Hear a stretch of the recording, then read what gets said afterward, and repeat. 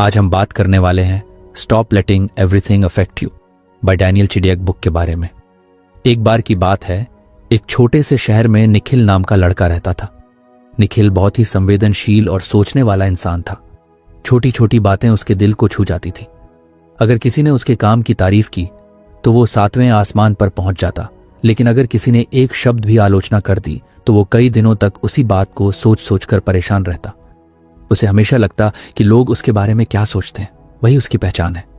एक दिन कॉलेज में उसके दोस्त ने मजाक में कह दिया, यार निखिल, तू तो हमेशा टेंशन में ही रहता है, कभी रिलैक्स नहीं होता। बात तो बहुत हल्की थी, लेकिन निखिल के अंदर जैसे कोई कांटा चुभ गया। वो पूरे दिन उसी बात को सोचता रहा, क्या मैं सच में हमेशा टेंशन में रहता हूं? क्या मैं बहुत सीरियस हूं? लोग मुझे ऐसे ही देखते हैं। धीरे धीरे यह बात उसके मन में जमने लगी। अब जब भी कोई उससे कुछ कहता, उसे लगता कि लोग उसे जज कर रहे हैं। वो अपने हर विचार, हर भावना को सच मानने लगा। अगर मन में डर आया तो उसने सोच लिया कि मैं डरपोक हूं। अगर एक दिन वो उदास हुआ तो उसे लगने लगा कि मैं डिप्रेस्ड इंसान हूं। हर छोटी भावना उसके लिए पहचान बन जाती। उसे यह समझ नहीं आ रहा था कि भावनाएं तो आती जाती हैं, लेकिन वो उनसे कहीं ज्यादा है। एक दिन ऐसा आया जब वह खुद से थक गया। उसे लगा कि जिंदगी बहुत भारी हो गई है। मन में उलझन थी, खुशी, गुस्सा, डर, चिंता सब जैसे एक साथ नाच रहे थे। वो खुद को इन भावनाओं से अलग कर ही नहीं पा रहा था। हर चीज उसकी आत्मा को हिला देती थी। अगर किसी ने बात करना बंद किया तो उसे लगता कि मैं गलत हूं। अगर किसी ने तारीफ की तो वो खुद को दुनिया का सबसे अच्छा इंसान समझ लेता। फिर एक दिन उसकी जिंदगी में एक मोड़ आया। कॉलेज में ध्यान, मेडिटेशन की एक वर्कशॉप रखी गई थी। निखिल बस यूं ही चला गया, शायद इसलिए क्योंकि उसे थोड़ा सुकून चाहिए था। वर्कशॉप में एक बुजुर्ग व्यक्ति थे, बहुत शांत, मुस्कुराते हुए, जैसे उनके आसपास की हवा भी शांत हो। उन्होंने सबको कहा, आंखें बंद करो और अपने मन को देखो। जो भी विचार आए बस उसे देखो, बिना ये कहे कि ये मेरा है या मैं ऐसा हूं। शुरू में निखिल को बहुत मुश्किल लगा। उसके मन में लगातार विचार आ रहे थे, मैं बोर हो रहा हूं, मुझे कुछ समझ नहीं आ रहा, ये सब बेकार है। लेकिन जब उसने वक्ता की बात याद की, बस देखो, प्रतिक्रिया मत दो, तो उसने कोशिश की कि वो बस अपने विचारों को गुजरते हुए देखे। धीरे धीरे उसे एहसास हुआ कि उसके विचार अपने आप आते हैं, और अगर वो उन्हें पकड़ता नहीं तो कुछ देर में गायब भी हो जाते हैं। उसे पहली बार लगा कि वो अपने विचार नहीं है, वो कुछ और है, वो जो विचारों को देख सकता है। उस पल में उसे एक अजीब सी शांति महसूस हुई, जैसे कई सालों से चला आ रहा शोर अचानक धीमा पड़ गया हो। वह बुजुर्ग व्यक्ति फिर बोले, ज्यादातर लोगों की तकलीफ यहीं से शुरू होती है कि वो अपने विचारों और भावनाओं से खुद को जोड़ लेते हैं। अगर गुस्सा आया तो सोच लेते हैं कि मैं गुस्सैल हूं। अगर डर लगा तो मान लेते हैं कि मैं डरपोक हूं। जबकि सच्चाई ये है कि गुस्सा, डर, चिंता ये सब बादलों की तरह आते हैं, जाते हैं, लेकिन तुम तो आसमान हो जिसमें ये सब गुजरते हैं। निखिल को यह बात दिल से छू गई। उसने पहली बार खुद को किसी और नजरिए से देखा। अब जब भी उसे बुरा लगता वो खुद से कहता, ठीक है, ये बस एक भावना है, ये भी चली जाएगी। कई महीनों तक उसने यह अभ्यास किया। शुरुआत में आसान नहीं था। कभी कभी पुरानी आदतें लौट आती, किसी की बात से आहत होना, खुद को दोष देना, अपने मूड को अपनी पहचान बना लेना। लेकिन अब उसके पास समझ थी। उसे पता था कि जो वो महसूस कर रहा है वो स्थायी नहीं है। धीरे धीरे निखिल बदलने लगा। उसके दोस्त नोटिस करने लगे कि अब वो ज्यादा शांत रहता है। अगर कोई उसे चिढ़ाता भी तो वो बस मुस्कुरा देता। एक दोस्त ने पूछा, भाई, पहले तू हर बात को दिल पर लेता था, अब इतना कूल कैसे हो गया? निखिल ने मुस्कुराते हुए कहा, अब मुझे समझ आ गया है कि मैं अपने विचार नहीं हूं, वो तो बस गुजरते हुए मेहमान है। फिर उसने एक दिन अपने कमरे में डायरी खोली और लिखा, पहले मैं हर छोटी बात को अपने अस्तित्व से जोड़ लेता था। अगर किसी ने कहा कि मैं अच्छा हूं तो मैं उड़ने लगता था। अगर किसी ने कहा कि मैं बुरा हूं तो मैं टूट जाता था। लेकिन अब समझ आया है कि लोग जो कहते हैं वो उनकी दृष्टि है, मेरी सच्चाई नहीं। मेरे भीतर जो शांति है वो तब तक बनी रहती है जब तक मैं उसे किसी और के हाथ में नहीं देता। समय बीतता गया। निखिल अब वही इंसान था, पर फिर भी कुछ अलग था। वो दुखी होता, लेकिन अब दुख में भी घुटता नहीं था। वो खुश होता, लेकिन उस खुशी को पकड़कर नहीं बैठता था। वो बस हर भावना को आने और जाने देता था। एक दिन जब वो पार्क में बैठा था उसने देखा कि बच्चे खेल रहे हैं, कभी हंसते, कभी गिरते, कभी फिर उठ जाते। उसे लगा कि यही तो जीवन है। हर भावना, हर अनुभव बस खेल का हिस्सा है। अगर हम हर बार गिरने पर सोचें कि मैं हार गया, तो हम कभी खेल का आनंद नहीं ले पाएंगे। उसे याद आया कि पहले वह हर घटना को अपने ऊपर हावी होने देता था। अगर किसी ने ना कहा तो उसे लगता कि मैं योग्य नहीं हूं। अगर कुछ गलत हो गया तो उसे लगता कि मैं असफल हूं। लेकिन अब वह समझ गया था, घटनाएं होती हैं, भावनाएं आती हैं, लेकिन वे हमें परिभाषित नहीं करती। वो सोच में डूब गया। हम सबके अंदर जैसे एक छोटा सा बच्चा है जो चाहता है कि सब उसे पसंद करें, सराहें, लेकिन जब कोई कुछ उल्टा कह देता है तो वो बच्चा रोने लगता है। असली शांति तब मिलती है जब हम उस बच्चे को प्यार से कहते हैं, सब ठीक है। अगर आपको हमारी फ्री समरी अच्छी लगती है तो आप हमारे चैनल को सब्सक्राइब कर सकते हैं, हमारी मेंबरशिप खरीद सकते हैं या हमें यूपीआई के थ्रू सपोर्ट कर सकते हैं। अब समरी पर वापस चलते हैं। ये बस एक अनुभव है, तो इससे ज्यादा है। उस दिन के बाद से निखिल ने तय किया कि वो हर दिन कुछ देर खुद के साथ बैठेगा, बिना किसी विचार को जज किए, बस उसे गुजरने देगा। कभी कभी आंसू भी आते, कभी मुस्कान भी, लेकिन अब वो दोनों को एक ही तरह से देखता, जैसे मौसम बदल रहा हो। वक्त के साथ वो इतना सहज हो गया कि उसके आसपास के लोग भी उससे प्रभावित होने लगे। एक बार उसकी दोस्त ने कहा, निखिल, तू अब बहुत शांत लगता है, क्या तेरे जीवन में सब कुछ ठीक हो गया है?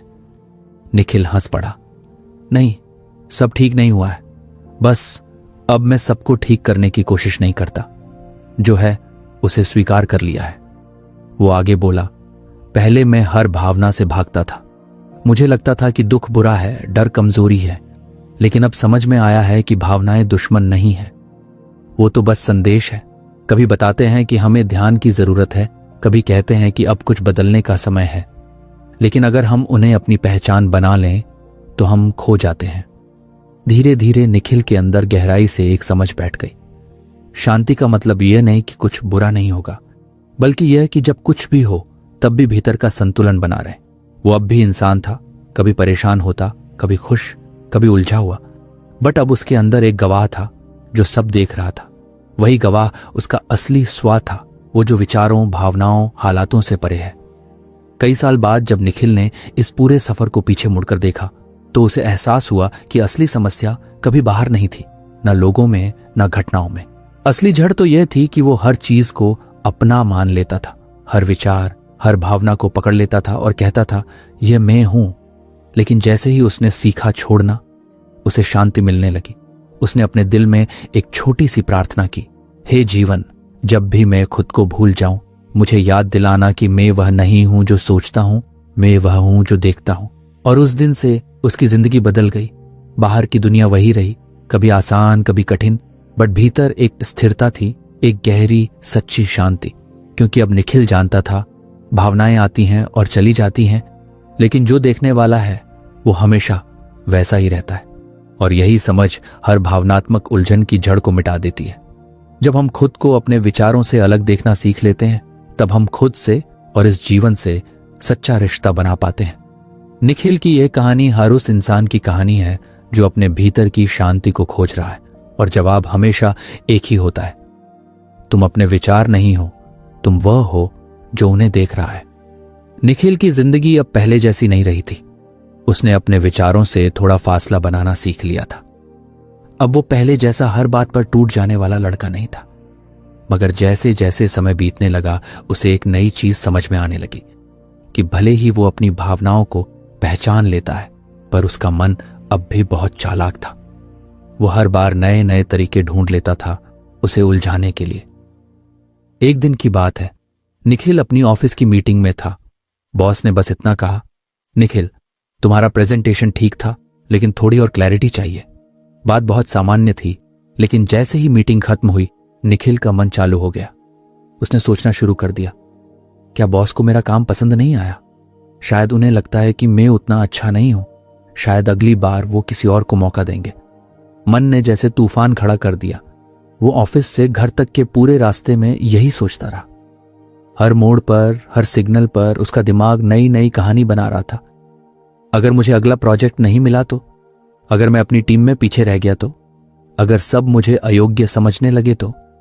जब वो घर पहुंचा तो उसकी मां ने पूछा, क्या हुआ बेटा, बहुत थके लग रहे हो।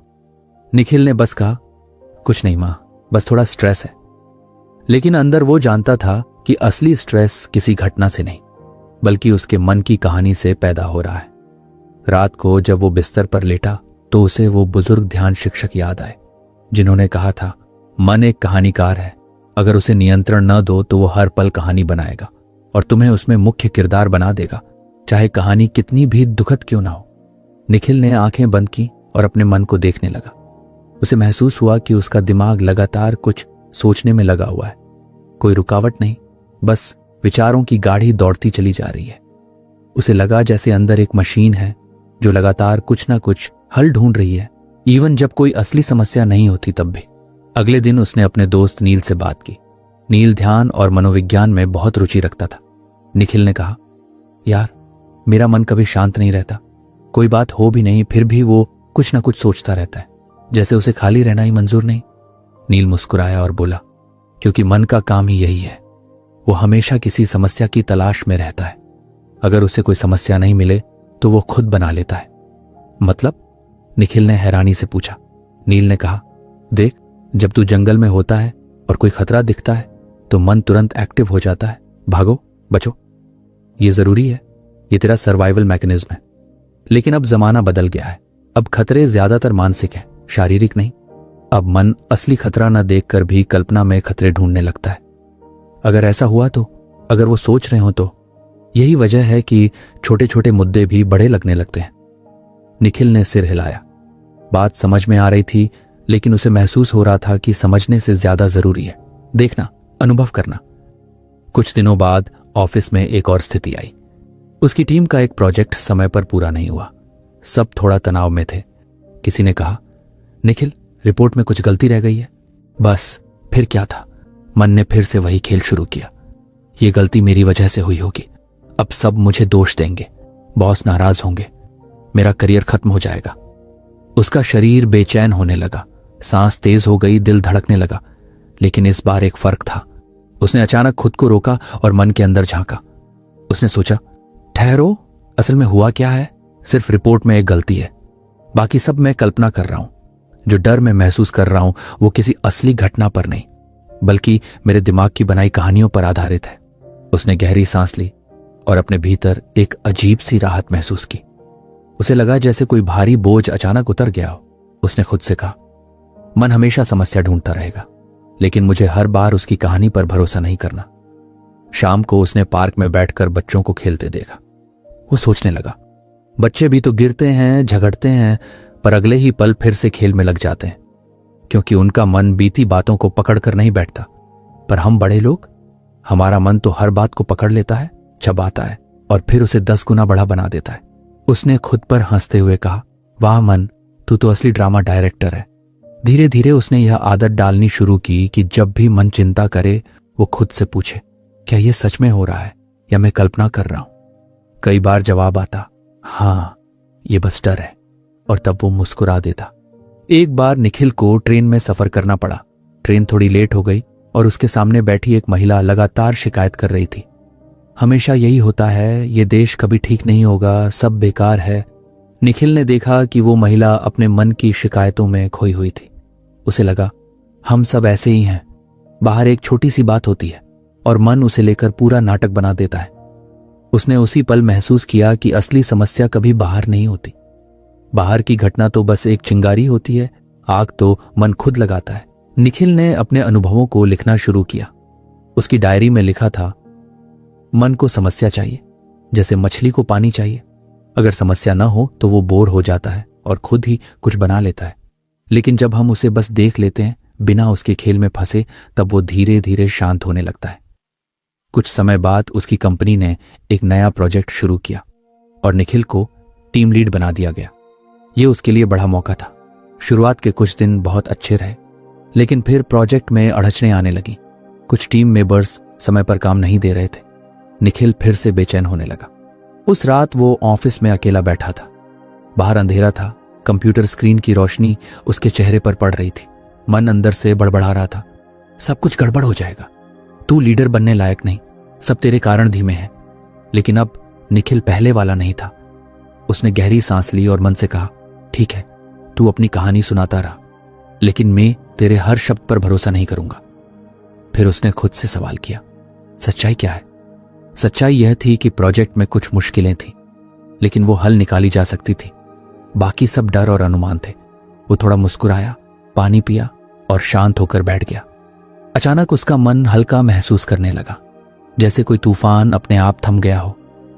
धीरे धीरे उसकी ये नई समझ उसकी जिंदगी का हिस्सा बन गई। अब जब भी कोई समस्या आती, वो पहले उसे महसूस करता, फिर देखता कि उसका मन उसके बारे में कैसी कहानी बना रहा है। अगर कहानी ज्यादा नाटकीय होती तो वो खुद से कहता, धन्यवाद मन, तू अपनी आदत से मजबूर है, लेकिन मैं अब तेरी कहानी में नहीं उलझूंगा। कभी कभी वो खुद पर हंस भी देता था। एक दिन बारिश में छाता टूट गया। पहले वह सोचता, कितनी बदकिस्मती है, हमेशा मेरे साथ ही क्यों होता है। लेकिन अब उसने सोचा, छाता टूटा है, मैं नहीं। और वह मुस्कुरा कर बारिश में भीगता हुआ घर चला गया। उसकी ये सहजता अब दूसरों पर असर डालने लगी थी।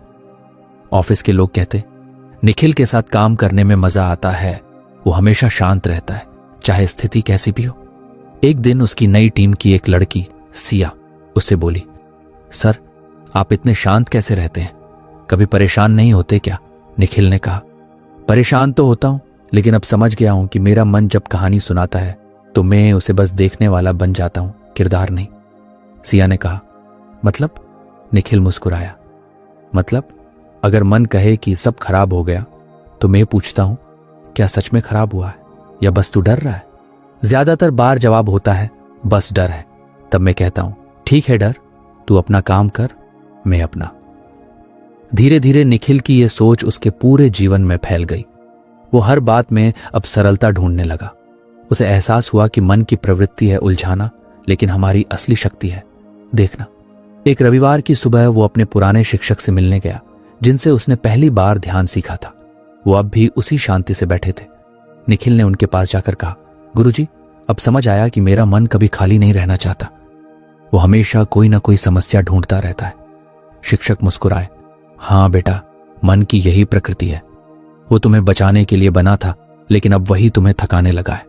जब तुम यह समझ जाते हो कि हर विचार सच्चा नहीं होता, तभी तुम मन के ऊपर उठ पाते हो। निखिल ने पूछा, तो क्या कभी मन पूरी तरह शांत हो जाता है? शिक्षक बोले, नहीं, मन का काम सोचना है, जैसे हवा का काम चलना। तुम हवा को रोक नहीं सकते, लेकिन तुम यह सीख सकते हो कि हवा से उड़ने की जगह उसके साथ नाचना कैसे है। यह सुनकर निखिल के चेहरे पर हल्की मुस्कान आ गई। उसे लगा, यही तो असली आजादी है, मन को रोकना नहीं, बल्कि उसके साथ सहज रहना। उसने अपने घर लौटते वक्त महसूस किया कि सड़क पर गाड़ियां हैं, शोर है, लोग भाग रहे हैं, बट उसके अंदर एक गहरी स्थिरता है। मन अब भी कभी कभी चिंता करता था, लेकिन अब वो जानता था कि वे सब कल्पना है। असली जिंदगी तो इस पल में है, जहां वो चल रहा है, सांस ले रहा है, महसूस कर रहा है। उसने अपने जर्नल में उस दिन लिखा, मन समस्याएं ढूंढता है, लेकिन जीवन समाधान खुद है। जब मैं वर्तमान को देखता हूं तो कोई समस्या नहीं होती। जब मैं कल्पना में खो जाता हूं तो हर चीज समस्या बन जाती है। अब मैं जानता हूं, असली शांति मन को रोकने में नहीं, बल्कि उसके पार देखने में है। और उस रात जब निखिल ने नींद में जाने से पहले आंखें बंद की, तो उसका मन अब भी कहानियां बना रहा था। कल मीटिंग है शायद, लेकिन अब वो बस मुस्कुराया और बोला, धन्यवाद मन, मैं जानता हूं तू बस अपनी प्रकृति निभा रहा है।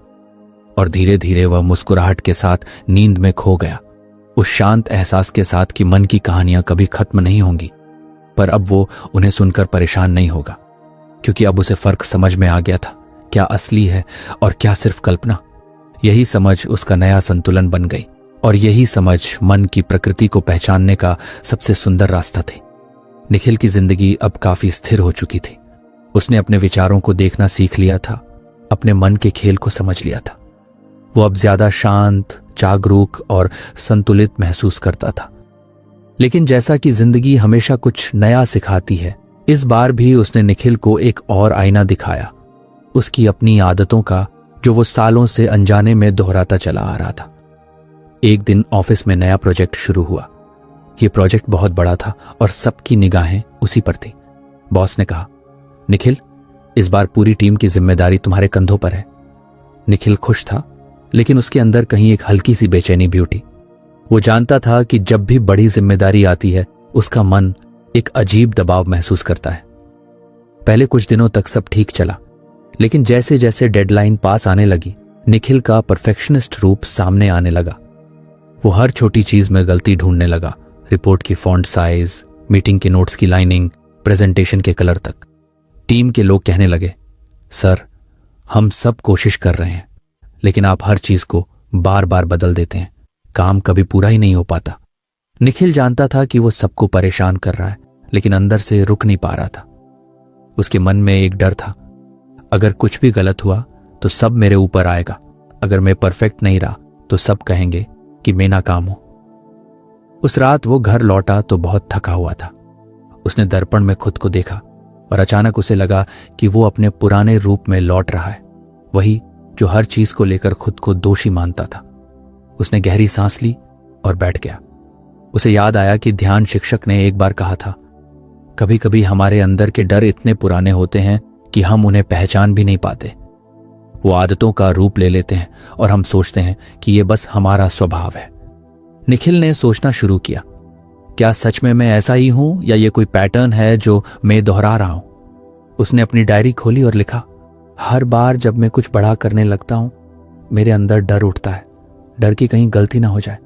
फिर मैं सब पर कंट्रोल करना शुरू कर देता हूं, सोचता हूं कि अगर सब कुछ मेरे हिसाब से चले तो कोई दिक्कत नहीं होगी, लेकिन नतीजा उल्टा होता है। लोग दूर होने लगते हैं, मैं थक जाता हूं और आखिर में वही गलती हो जाती है जिससे मैं डर रहा था। वो कुछ देर तक चुप बैठा रहा, फिर उसके मन में सवाल उठा, क्या यह डर असफलता का है या अस्वीकृति का। उसे याद आया कि बचपन में जब भी वह कोई गलती करता उसके पिता बेहद नाराज हो जाते थे। वो कहते, गलती करने वाले लोग कभी सफल नहीं होते। शायद तभी उसके मन में यह बीज बोया गया था कि गलती करना यानी प्यार और सम्मान खो देना। वो सोच में डूब गया, तो क्या मैं परफेक्शन के पीछे भागता नहीं बल्कि प्यार खोने से डरता हूं। यह एहसास उसके लिए जैसे किसी गहरी गांठ के खुलने जैसा था। अगले दिन उसने ऑफिस में थोड़ा डील देने की कोशिश की। उसने टीम को कहा, ठीक है आज तुम सब अपनी मर्जी से काम करो, मैं सिर्फ देखूंगा।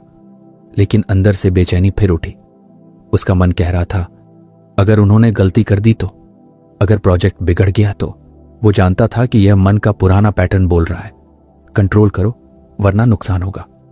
उसने गहरी सांस ली और खुद से कहा, इस बार मैं भरोसा करूंगा चाहे डर लगे। दिन के अंत में जब उसने टीम का काम देखा तो उसे लगा कि सब ठीक था, कोई बड़ी गलती नहीं हुई, बल्कि लोगों ने अपनी तरह से बेहतर किया था। उसके चेहरे पर मुस्कुराहट आई। उसने महसूस किया कि जब उसने कंट्रोल छोड़ दिया तब काम और रिश्ते दोनों हल्के लगने लगे। लेकिन यह सिर्फ शुरुआत थी। अगले कुछ हफ्तों में उसने महसूस किया कि उसका मन अलग अलग तरीकों से खुद को नुकसान पहुंचाने की कोशिश करता है। कभी वो सोचता, अभी टाइम नहीं आया, थोड़ा और तैयारी कर लूं, और काम टाल देता। कभी खुद को यह कहकर रोक देता, मैं अभी उतना अच्छा नहीं हूं, बाद में करूंगा। उसे एहसास हुआ कि यह टालना, यह आत्मसंदेह, यह सब सेल्फ सैबोटेज ही है, खुद की राह में खुद ही दीवार खड़ी करना।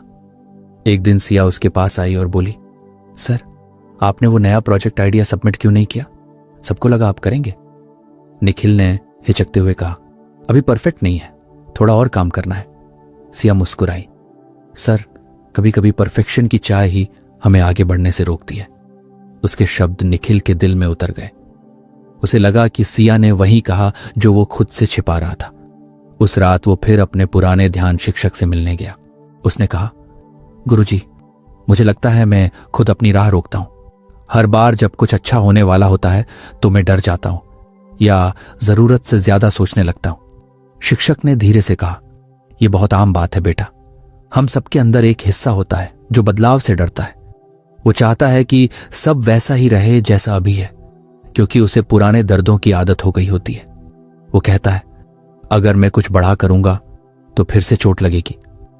इसलिए वो हमें सुरक्षित रखने के लिए रोकता है, लेकिन उसी के साथ हमें कैद भी कर देता है। निखिल ने पूछा, तो फिर इससे निकलें कैसे? शिक्षक बोले, पहले पहचानो कि यह पैटर्न कब शुरू होता है। जब भी तुम किसी नए काम में कदम रखने लगो और अचानक डर महसूस करो, रुकना नहीं बल्कि देखना। देखो कि डर क्या कह रहा है। जब तुम उसे देख लेते हो बिना भागे, तो धीरे धीरे उसकी शक्ति खत्म हो जाती है। निखिल ने मन में तय किया कि अब वो अपने पैटर्न को देखेगा, उनसे लड़ेगा नहीं। कुछ दिनों बाद ऑफिस में एक प्रेजेंटेशन था। इस बार निखिल ने खुद को रोकने की कोशिश नहीं की। उसने कहा, शायद ये परफेक्ट नहीं है, लेकिन इतना तो है कि मैं आगे बढ़ सकूं। जब उसने प्रेजेंटेशन दिया तो सबने तालियां बजाईं। वो मुस्कुराया, क्योंकि यह जीत सिर्फ प्रेजेंटेशन की नहीं थी, बल्कि उस डर पर जीत थी जो उसे सालों से रोक रहा था। उस दिन के बाद उसने नोट किया कि जब भी कुछ अच्छा होने वाला होता, उसका मन कोई ना कोई बहाना बना देता था। समय सही नहीं है, लोग क्या सोचेंगे, पहले थोड़ा और सीख लो। लेकिन अब वो इन बहानों को पहचानने लगा था। उसने उन्हें अपने अंदर आते देखा, जैसे पुराने मेहमानों को देखता है। एक शाम जब वो अकेला टहलने निकला तो उसने सोचा, अजीब है, पहले मैं सोचता था कि लोग मेरी राह में रुकावट है, लेकिन अब समझ आया कि असली रुकावट तो मेरे अपने डर हैं, अस्वीकृति का, गलती का, नियंत्रण खोने का। वो हंस पड़ा। तो असल में मैं खुद से लड़ रहा था और खुद को ही हर बार हरा देता था। धीरे धीरे उसने हर डर को नाम देना शुरू किया। वो कहता, ओह, ये आया परफेक्शन वाला डर, स्वागत है, लेकिन इस बार मैं तुझे सुनूंगा नहीं। कभी आता कंट्रोल वाला डर, जो कहता सब तेरे हाथ में होना चाहिए। वो कहता, धन्यवाद, पर अब मुझे भरोसा करना आता है। और फिर एक दिन कुछ अद्भुत हुआ। उसकी टीम का एक बड़ा प्रोजेक्ट असफल हो गया। सब उदास थे। पुराने निखिल के लिए यह बहुत बड़ी बात होती। वो खुद को कोसता, सबको कंट्रोल करने की कोशिश करता और रात भर सोचता रहता। लेकिन इस बार उसने बस कहा, गलती हुई है, पर इसका मतलब यह नहीं कि मैं गलती हूं। उस रात वो पार्क में बैठा आसमान की ओर देख रहा था। बादल गुजर रहे थे, हवा चल रही थी और उसके भीतर एक गहरी शांति थी। उसने खुद से कहा, कभी कभी खुद को ठीक करने की कोशिश में हम खुद से बहुत कठोर हो जाते हैं, लेकिन असली बदलाव तब आता है जब हम खुद को माफ करना सीखते हैं। उसने धीरे से अपने सीने पर हाथ रखा और कहा, ठीक है निखिल, तूने बेहद सालों तक खुद को दोष दिया, अब बस, अब खुद को थोड़ा प्यार दे। उस पल उसे महसूस हुआ कि जो चक्र वो सालों से दोहरा रहा था, वही उसे थका रहा था। डर के कारण वह परफेक्शन चाहता था, परफेक्शन के कारण कंट्रोल चाहता था, और कंट्रोल के कारण थक जाता था, और फिर वही डर लौट आता था। ये एक गोल चक्कर था जिसमें वो खुद को बार बार फंसा रहा था। अब उसे पता था कि इससे निकलने का रास्ता बेहतर बनने की कोशिश नहीं, बल्कि अपने पैटर्न को देखना है, क्योंकि जब तुम देख लेते हो तो तुम उस पैटर्न से अलग हो जाते हो। धीरे धीरे उसने अपने जीवन में ये नई समझ उतारनी शुरू की। अब वो हर गलती पर मुस्कुराता, हर अधूरेपन को स्वीकार करता और हर डर को एक दोस्त की तरह पहचानता। कुछ महीनों बाद जब कंपनी ने उसे एक बड़ी मीटिंग में बुलाया तो उसने अपनी टीम के सामने कहा, हम सबके अंदर ऐसे पैटर्न होते हैं जो हमें रोकते हैं, कभी डर के रूप में, कभी कंट्रोल के रूप में, कभी परफेक्शन के रूप में। लेकिन जब हम उन्हें पहचान लेते हैं तब हम सच में आजाद हो जाते हैं। इसलिए आज अगर तुमसे गलती हो तो डरना नहीं, क्योंकि गलती से ही रास्ते बनते हैं और रास्तों से ही मंजिल। सबने ताली बजाई। निखिल ने गहरी सांस ली और भीतर महसूस किया कि अब वो सच में बदल गया है। उस रात वो घर लौटा और अपनी डायरी में आखिरी लाइन लिखी, मैं अब भी सीख रहा हूं, मैं अब भी डरता हूं, लेकिन अब मैं अपने डर का दोस्त बन गया हूं, और जब डर मेरा दोस्त है तो जीवन मेरा दुश्मन नहीं रह सकता। और उस रात जब वे सोने गया तो पहली बार उसे ऐसा लगा जैसे अंदर कोई लड़ाई नहीं है, न परफेक्शन का दबाव, न अस्वीकृति का डर, न नियंत्रण की जरूरत, बस एक सुकून, एक स्वीकृति कि वो जैसा है वैसा ही ठीक है। यही उसकी असली आजादी थी, अपने ही दोहराते पैटर्न को पहचान कर उनसे पार निकल जाना। और उस शांति में जैसे उसकी आत्मा ने धीरे से कहा, अब तू अपने रास्ते पर सच में आगे बढ़ रहा है। निखिल की जिंदगी अब पहले से कहीं ज्यादा संतुलित थी।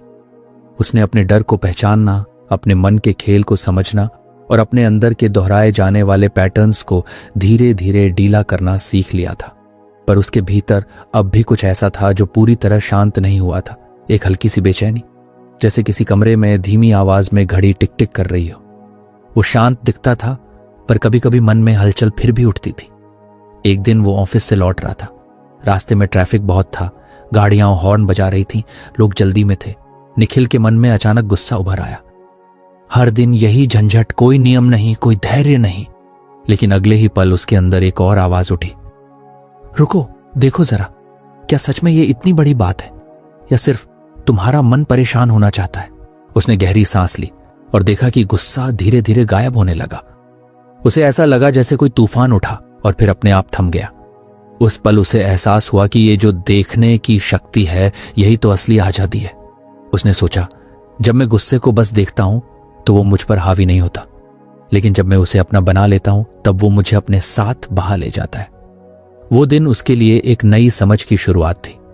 उसने फैसला किया कि अब वो हर भावना, हर विचार को बस देखेगा, उसे पकड़ने की कोशिश नहीं करेगा।